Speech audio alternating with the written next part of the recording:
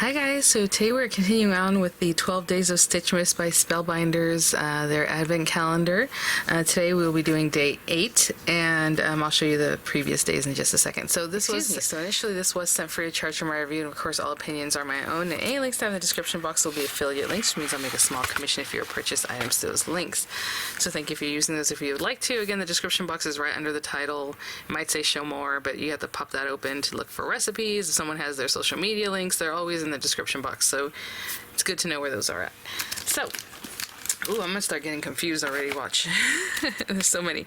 Day 1, we had our little Christmas tree, starting off a little something. Day 2, we had our Christmas candles here. Super cute. I've been using the notched frames.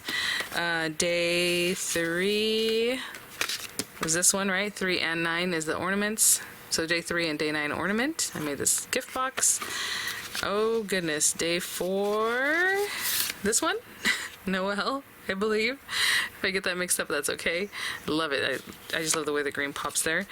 Day 5, we had the icy snowflake. Looks so pretty. 6, Merry Wishes for All on that gift. I love that bow. And you know what? You can mix and match these things. Like I could bring holly in. I was just thinking about that. I'm like, oh, I should start using some of the dies from earlier and mix and match, put the bow on something else. Like this one, day 7, I made my own little bow with the fibers there, but you could take that little bow top and put that on there, or the whole bow. You may cut this piece off so you just have the bow part. However you want to play with that. But this one is more of a kinetic guy, and we have glitter in the background, so we got to get him going. Super cute little bell. And so today is day 8, so let's check it out. Let me put this over here. I should put them back in order so I don't start forgetting. So day 8. Oh, it's the joy! Yay! I've been waiting for this one too. This one's going to be really fun and easy and quick. You saw the Noel had the ornament for the O. This is not different from that, and I'm sure it's going to work up really quickly and easily. So I'm just going to grab some papers, and I've been using the add-on stitch kit. I've been using I started switching out to, instead of the glittery frame, we have the glittery center, because I'm using the centers that we cut out earlier. So I think I'll still continue doing that. And we'll go from there, but I'll be right back. Let's try some bold colors. Again, super traditional. I have the red glitter. I'll put these back. I have tons of paper that's been cut up that I've used, so I'll just put them back in here. We'll check that out in a minute. Let's use this guy. I'm going to cut this down to 4 1/8 by 5 3/8, and then I'm going to run it through the 3D vintage ornaments embossing folder, which is like, I just love this folder, and I'll be right back. Oh my gosh, I'm telling you, this embossing folder is just so pretty.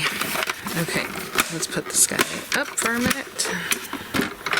And usually what I do here is I take a little pause because I glue this to this and then I let it sit there. I'm trying to see if, should we use this side? What did we use last time? We used this embossing folder. I think I let it sit up.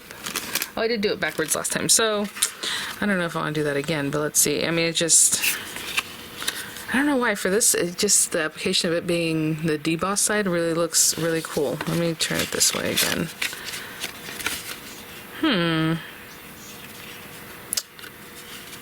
I don't know. We can do it that way. And then the word joy, I mean, it can go this way or it can go this way. I didn't think about that because I would have oriented my ornaments this way, you know what I'm saying? So joy is definitely gonna have to be this way. Obviously like that. Okay, let's just do it this way with the emboss facing up. So let's take this, put a good amount of glue because you want that to touch wherever the embossing can touch, right? Keep it flat. So I'll pop this here. And then we'll put this piece on. With all these base pieces, I've been keeping them flat, but you can definitely put some dimensionals if you want. And about there, maybe there. That looks pretty good. And once I think it's kind of on here steady enough,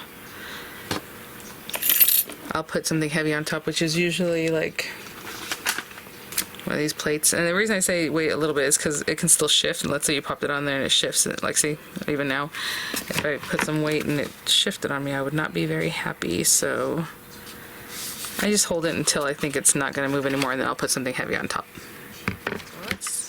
under there. I just realized I didn't really talk about this. So we have the background die, we have the word die, and then we have the little ornament. And I did a whole unboxing, that's probably why I just kind of skipped to working. So right now I think I'm going to do something really unexpected. I'm going to use this black shiny paper I have in my stash. I think it'll look really pretty. It's just the smallest edge left all around from these kind of dies, so we have that. And then I have some of this gold pearlescent color from an earlier project from the add-on kit. So again, I try to conserve my paper as much as I can. I think that works right there if I can get it. Ooh, look at that. And then the O for my ornament, I'm thinking about like a metallic red, just to bring that red back. So if I can find some metallic red paper, which I know I have from Spellbinders, we can do that or something like that. But metallic red, and then just a little silver piece on that one. Okay, I'll be back. Oh, sorry about that. Hopefully that didn't pick up on the camera too much. I totally hit it. Okay, so we have this beautiful thing. And let's see about these guys. And what I'm going to do is simply glue this down for sure. Oh, this time the little O doesn't have the ornament topper piece embedded, so that'll be interesting. Let's see what we do when we get there. Look how pretty. I love that black with the gold. Okay, just line that up. Let's see what this might look. Oh, actually, okay, it's not embedded on this part, like it's not drawn in there, it's just back here. So that is like the other one, I guess, now that I think about it. So let's go ahead and take this little guy and I'll just glue him down now. Just kind of in there. Ah. And I just try to stick them down pretty much the same edge that's around everything else. Right there. Okay, and then this is my red that I found. This is not the metallic red I was thinking about, but it's like a fiery red, and that's really fun. And we'll probably just use maybe the gold thread. I don't know, we'll see. But I'll be right back. I got my gold, and I was like, you know what, maybe we bring some green back again, even though, you know, gold, and that'd be really lovely. This variegated green has like some movement to it, so maybe we'll use that. And I still have a little gold left in here from my last project, so what I think I'll do with this is maybe go ahead and make a little bow that ties onto the top of my my little ornament topper there. So let's bring this guy out. Again, it's not super variegated. I mean, it does take a while for you to start seeing that, so I'm going to use the lighter side, and hopefully we can get some of the darker bit going. Probably not, though. Actually, let me get a little bit closer. You really have to kind of maybe here. I'll use that for something else. And we can leave it full thickness. I was going to split it, but I think we can use the whole, all 6 threads. It just gives a more subtle look when you split the little threads. Actually, I should have gone with the other one now. Okay. Now I'm going to divide these up. I should have put the darker side in first, because that's what I want to be like here. So when I pull it through, the lighter side stays. I hope that makes sense, because when you pull it through, this will be showing first, right? The lighter colors. Okay? And let's stick that down.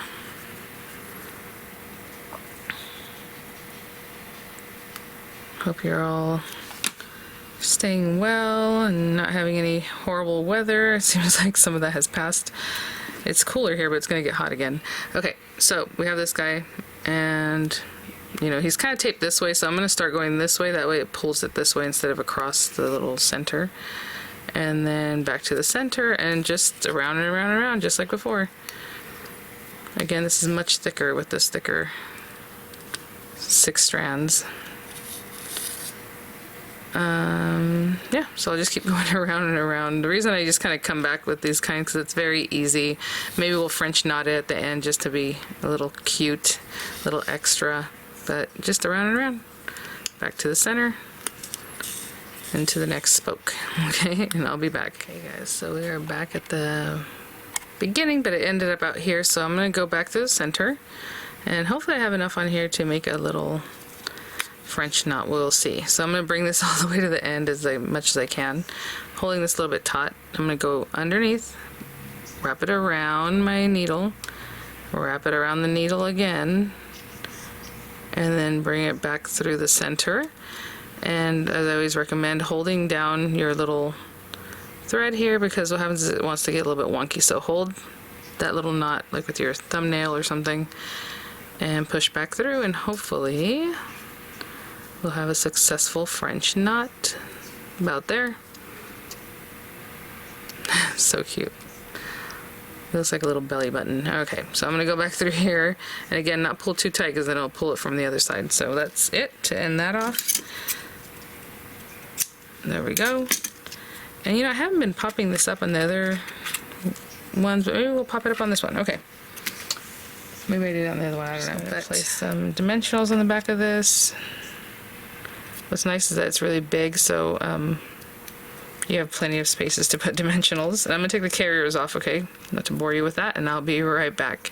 And by the way, the add-on kit comes with dimensionals. I just grabbed these from my stash, but it does have some really nice dimensionals that aren't too high, so it's a nice thing for this kind of project. Look at that, so cute. And I was gonna pop this up, so maybe I'll use those dimensionals here. Let me grab them really quick. I said really quick, and then I'm just like, okay, there. I don't know what I was looking for, a different kind of package for some reason. So I'm gonna put these all around my little joy. Actually, before we do that, well, no, I'll finish it off. So, okay, let me go ahead and put some of these guys on here, and I'll be right back. So let's just put that right there. Let me see what that looks like. If it is centered. That looks pretty good. So with the other one, it's funny, the Noel, I just was like, okay, and then I was done because it has a sentiment already, but you can definitely still pair it up with other words if you want. I'm gonna see how much I can do with this because this is pretty small. So around my finger, up and under my middle finger. Yeah, not too much. So let's do this a different way. I'm going to wrap this around my finger a few times. And let's see if we can make like a really tiny little bow. So I just wrapped around my finger a little bit, and you're still going to kind of squeeze in the center and then get this kind of wrapped around just a couple times so that you can then bring this other end over. I know this is very peculiar. So I'm going to put it through there, and I'm basically tying a knot with one hand, and then just finish it off with another knot. And that is a tiny little bow, you guys, that we created. Literally just freehand. And it's a little guy. So let me pull it tighter though. Okay, there's that. Let me pull this tighter. Okay, there we go.